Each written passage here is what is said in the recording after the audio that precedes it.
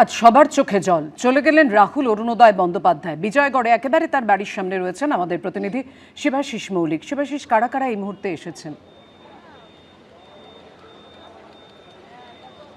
পাপড়া, দেখো, শুরুতেই তোমায় বলে দিই যে আমি যে বাড়ির সামনে দাঁড়িয়ে রয়েছি এই বাড়িটিতেই কিন্তু বাস করতেন রাহুল অরুণোদয় বন্দ্যোপাধ্যায়। এবং রাহুল অরুণোদয় বন্দ্যোপাধ্যায় তার যে বহুমাত্রিক জীবন, একদিকে একাধারে তিনি অভিনেতা, অন্যদিকে তিনি সাহিত্য চর্চা, তার সর্বজন বিদিত, তার একটা রাজনৈতিক জীবন ছিল। এছাড়াও যে অংশে আমি আজকে তুলে ধরতে চাইব, এলাকার মানুষের মধ্যে প্রবলভাবে জনপ্রিয় ছিল রাহুল অরুণোদয় বন্দ্যোপাধ্যায়, কারণ তিনি পাড়ার মাঠে ক্রিকেট খেলেছেন ঠিক কয়েকদিন আগে, পাড়ার টুর্নামেন্টে পর্যন্ত। যে ছবিটা আমি কৌশিককে দেখাতে বলবো, রাস্তার দুদিকে কিন্তু শুধু মানুষ আর মানুষ। একদিকে যেমন তার সহ অভিনেতা যারা, অভিনেতা রাহুল বন্দ্যোপাধ্যায়ের প্রয়াণে তারা তার বাড়িতে জড়ো হয়েছেন, প্রতিবেশীরা পাড়ার ছেলে রাহুলের জন্য এখানে জড়ো হয়েছেন, তার বিভিন্ন দিকে তার সঙ্গে যে রাজনৈতিকভাবে যারা এক মিছিলে হেঁটেছেন তারা জড়ো হয়েছেন, বিভিন্ন জায়গার মানুষ, বিভিন্ন ধরনের মানুষ তারা জড়ো হয়েছেন। আমি কথা বলার চেষ্টা করব তাদের মধ্যে কয়েকজনের সঙ্গে যারা ছোট থেকে দেখেছেন তাকে। আপনি এখানকারই তো বাসিন্দা, ছোট থেকে দেখেছেন রাহুল অরুণোদয় বন্দ্যোপাধ্যায়কে, কীরকম ছিল? রাহুল তো অত্যন্ত শান্ত স্বভাবের, আর অভিনেতা হিসাবে তো কোনো সন্দেহই নেই, বড় গুণী ছেলে, পড়াশোনাও ভালো।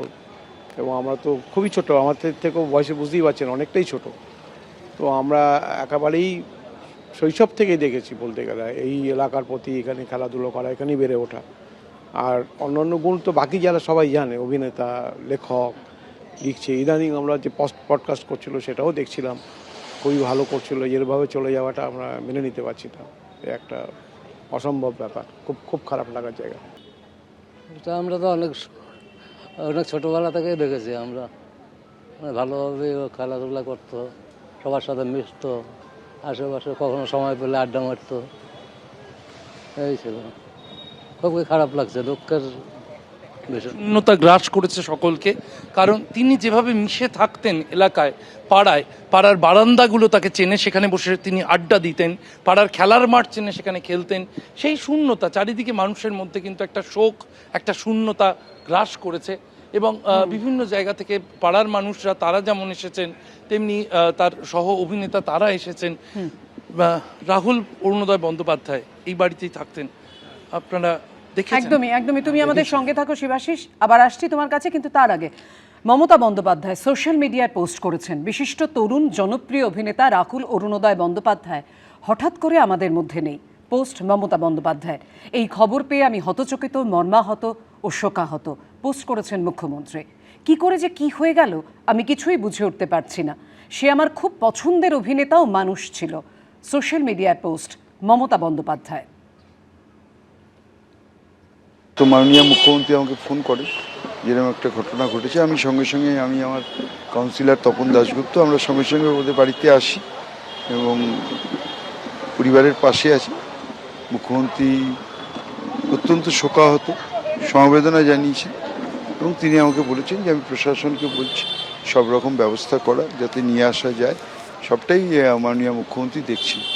কিন্তু সত্যি তিনি খুবই শোকাহত। এরকম একটা ঘটনা, এরকম একজন শিল্পী এই বয়সে চলে গেলেন, এটা অত্যন্ত দুঃখের আমাদের কাছে। তো আমার কাছে কোনো খবর নেই, অনেকে অনেক কথা বলছেন, যতক্ষণ না যারা অন স্পট আছেন তাদের কার সঙ্গে কথা হচ্ছে ততক্ষণ কিছু বলা সম্ভব। এবং সেক্ষেত্রে আমরা সবাই আছি, আমাদের এই পাড়ার যত সবাই আমরা রয়েছি,